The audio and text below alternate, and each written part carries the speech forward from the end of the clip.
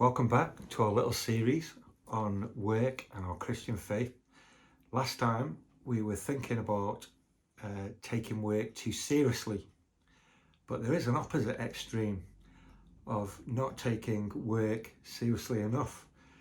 There's a kind of spectrum here that would put workaholism at one end and, to be blunt, laziness at the other end. Both of these extremes are distortions of God's good design for work.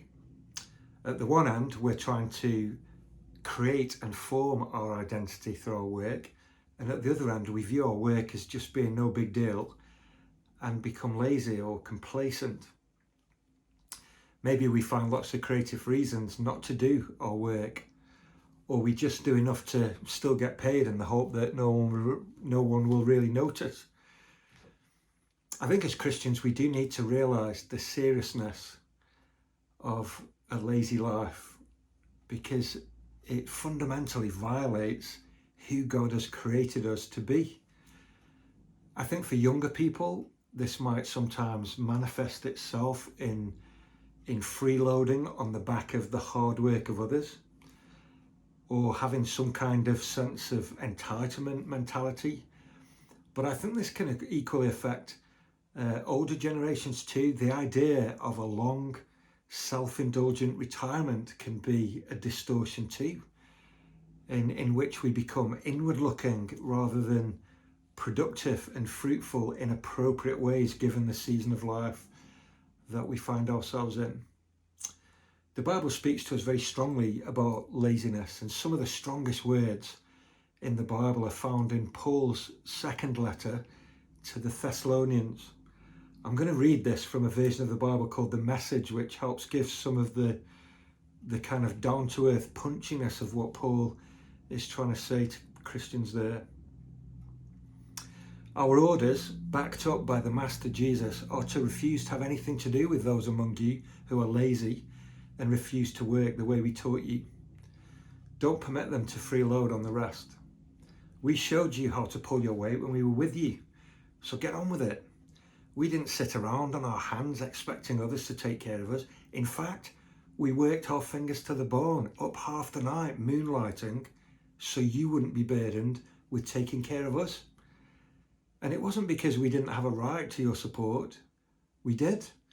We simply wanted to provide you with an example of diligence, hoping that it would prove contagious. Don't you remember the rule we had when we lived with you? If you don't work, you don't eat. And now we're getting reports that a bunch of lazy good-for-nothings are taking advantage of you. This mustn't be tolerated. We command them to get to work immediately, no excuses, no arguments, and earn their own keep. Friends, don't slack off in doing your duty. If anyone refuses to obey our clear command written in this letter, don't let him get away with it. Point out such a person and refuse to subsidise his freeloading. Maybe then he'll think twice, but don't treat him as an enemy. Sit him down and talk about the problem with someone who cares. Wow, strong words. I wonder whether one of the reasons we can become lazy is that we get cynical. We wonder what the point is. And internally we start to give up. But that's not the attitude a Christian should have. A few years ago, we did a sermon series in the book of 1 Peter, and one of the talks was called How to Work for a Jerk. Peter speaks right into real life and addresses the issue that sometimes all of us can tend to excuse ourselves from doing what we should do on the basis that the other side isn't keeping their end of the bargain. So citizens blame the government. Workers think, I'll be a good employee when my boss stops being stupid. Even in the home, kids can blame their parents.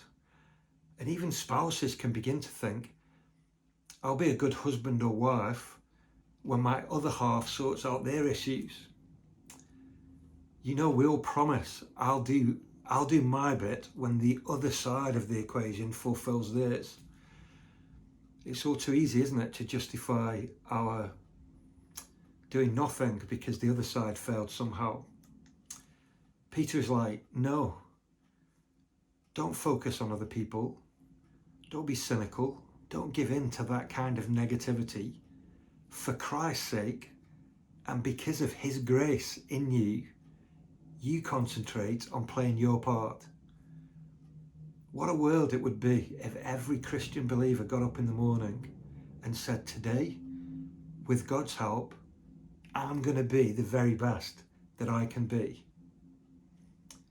Let's not settle for the bare minimum we can get away with.